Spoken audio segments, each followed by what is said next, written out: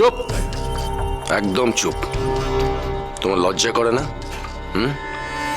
মন্দিরে আনাজ থেকে তুমি বকরা নিচ্ছ? ছি নীলমাধব কাকা, ছি। এই কাজ কি তোমাকে শোভা পায় গো? তুমি তারাপীঠের তহসিলদার বলে কথা। মামা, ওকে ধমকাচ্ছ কেন? তুমি যে কাজ করেছো সেটা ক্ষমার অযোগ্য। ওকে ধমকাচ্ছ কেন তুমি? এই, তোমরা ঝাঁকাগুলো নিয়ে মন্দিরে যাও, একই অনেক দেরি হয়ে গেছে। যাও। বড় কুমার, আমি নিজের চোখে দেখেছি উনি আনাজ সরাচ্ছিলেন, তাই তো আমি খবর দিতে গেলাম। মন্দিরের আনাজ চুরি করে তুমি বাড়িতে পাঠাচ্ছ? হ্যাঁ, এত নিচে নেমেছো তুমি? ছি ছি ছি ছি ছি নীলমাধব, ছি। বড় কুমার, আপনি কেন এটাকে চুরি ভাবছেন বলুন তো?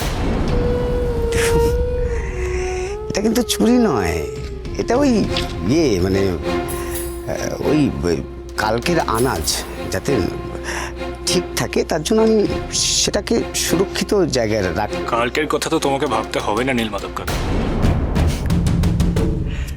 তার জন্য বড় কুমার আছেন, রানীমা আছেন, তোমায় ভাবতে হবে না। আমি বলছিলাম কি, থামো। তুমি যে কি, তোমার মনে যে কতটা লোভ সেটা আমার থেকে ভালো কেউ জানে না নীলমাধব। কারণ আমার অনেক পাপ কাজে তুমি আমার প্রধান সাগরেদ ছিলে। অন্তত আমার সামনে তুমি সাধু সাজতে এসো না। বড় কুমার, আপনি যে কেন আমাকে বিশ্বাস করছেন আমি বুঝতে পারছি না। আসল কথাটা কি জানেন তো, যে মন্দিরে তো আনাজ সুরক্ষিত থাকে না, ওই ইঁদুরে খায় বাদুরে খায়, তাই আমি জানি, আমি জানি। শুধু আমি কেন, ঠাকুরও জানে, এই গদাইও জানে। ভাগ্যিস গদা এসে খবরটা দিল, তাই তোমাকে হাতে নাতে ধরতে পারলাম। ও, তার মানে ওই ছোড়াটাই আপনার মাথা খেয়েছে? নীলমাধব, আমার কেউ মাথা খায়নি, যা দেখার আমি স্বচক্ষে দেখেছি।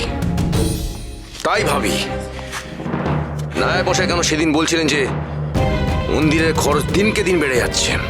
কিন্তু বড় কুমার, আপনি বিশ্বাস কর। বিশ্বাস তোমাকে আবার? যাও থেকে, যাও। বড় কুমার এখন সাধু হয়ে গেছেন, হ্যাঁ? ওনার সাথে পাপ কাজে আমি কম সাহায্য করিনি, আর এখন কিনা উনি আমাকে বিপাকে ফেলছেন। দেখবো, আমিও দেখবো কতদিন চলে এই সাধুগিরি।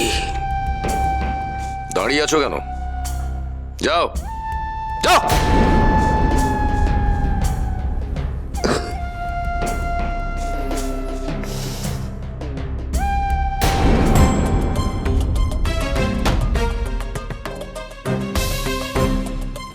মামা, তুই বল না বড় কুমারকে, তুই কি নিজে বিশ্বাস করিস যে তোর নীলমাধব কাকা এই কাজটা করতে পারে? কাকে সাক্ষী মানছো? ঠাকুরকে? ওর জীবনে তো অনেকবার সর্বনাশ ডেকে আনতে চেয়েছো তুমি, চাওনি? হ্যাঁ, চেয়েছি তো, কিন্তু সে তো আপনারই নির্দেশে। হ্যাঁ, সে তো অবশ্যই, সে তো অবশ্যই আমারই নির্দেশে। কিন্তু সেই পাপী আর এই বড় কুমার এক লোক নয়, সেটা বুঝতে পারছো নিশ্চয়ই। হ্যাঁ, আমার আমূল পরিবর্তন ঘটেছে নীলমাধব, যেটা আমি তো। যা এখান থেকে, বিদায় হও, দূর হও এখান থেকে।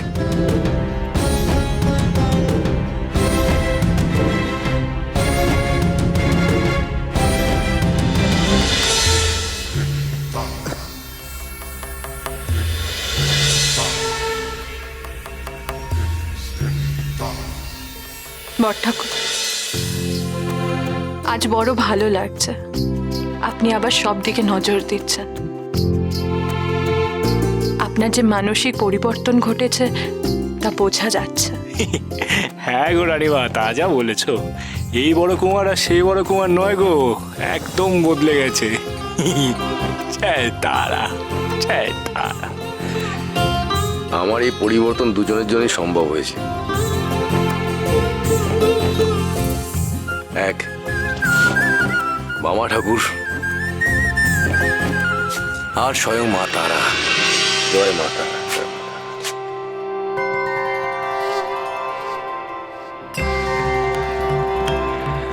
আজ এনাদের জন্যই আমি আমার মনের কালিমা দূর করতে পেরেছি ছোট বৌমা। আমি একটা পণ করেছি ছোট বৌমা, আমি আমার বুক দিয়ে তারাপীঠ মন্দির আগলে রাখবো। তুমি দেখো। এ বড় মঙ্গলের কথা বট ঠাকুর। জয় মা, জয় মা তারা। মা তারা আপনার মঙ্গল করুন। হ্যাঁ গো রানীমা, আমার বড় মা বড় কুমারকে সঠিক পথের সন্ধান দিয়েছেন গো, ভক্তির সন্ধান দিয়েছেন। জয় তারা, জয় তারা, তারা। বাবা ঠাকুর,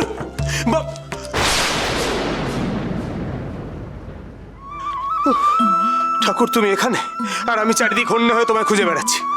কেন গো লগেন কাকা, কি হলো আবার? কি আর হবে ঠাকুর, তোমার কুটিরের সামনে ভক্তদের ঢল নেমেছে। আমি আর কেদার দাদা দুজন মিলে সামলাতে পারছি না, তারা হন্য হয়ে তোমাকেই খুঁজছে। তুমি চলো। আর কি বলবো বলো দেখি লগেন কাকা, আরে ভালো লাগে না। বড়বা, কি সমস্যায় ফেললে বলো দেখি বড়বা। কোথায় আমি ভাবলাম যে এখান থেকে ফিরে একটু আসনে বসে ধ্যান করব, আর তা না এখন আমাকে ভক্তদের সাথে বকবক করতে হবে। দেখ ঠাকুর, ঠাকুর গো, হ্যাঁ তুমি যাবে না? চলো যাই আর কি হবে। কোথায়? চ চ চ চ।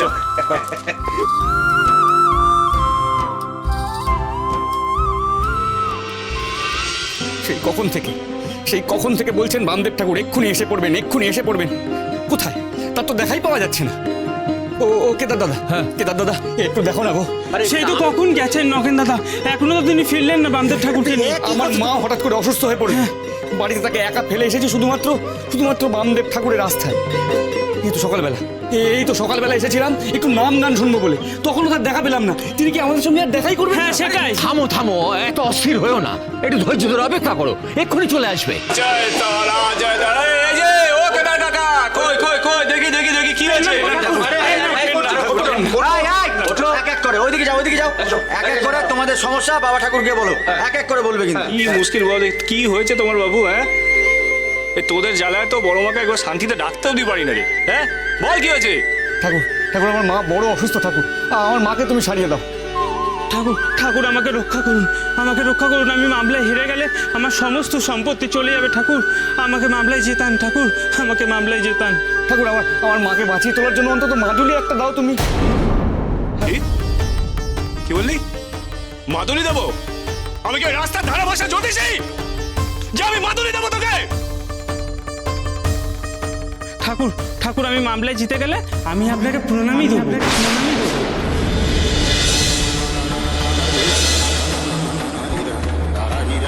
প্রণামী দিবি? সারা বামাচরণ, ঠাকুর তুমি এত মানুষের উপকার করেছো, সেই শুনে আমি অনেক দূরের পথ পেরিয়ে এসেছি। আমাকে রক্ষা করো ঠাকুর, আমাকে রক্ষা করো।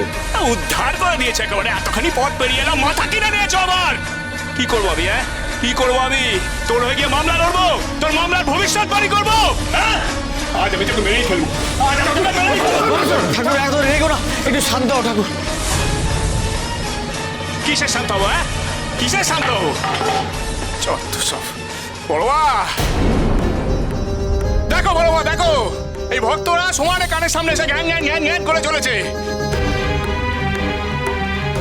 বাবা বেশ হয়েছে, তোরা বেশি করে সবাই মিলে মামাকে জ্বালাতন কর। আমি দেখবো আর আসবো। অনেক অনেক সহ্য করেছি আমি বামারই বারবরন্ত, আর নয়। এই ভক্তদের জ্বালায় শান্তিতে তোমার নাম গান অব্দি করতে পারি না গো বড়বা।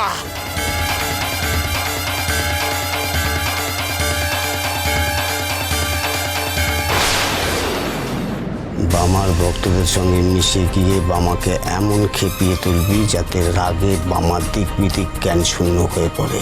তুমি এত মেজাজে কেন বলো তো বামা? এত অধৈর্য কেন? এখনো বলছে সাবধান হও, নাহলে তোমার এই রাগে তোমাকে একদিন বড় বিপদের মুখে ফেলে দেবে। মহাপীঠ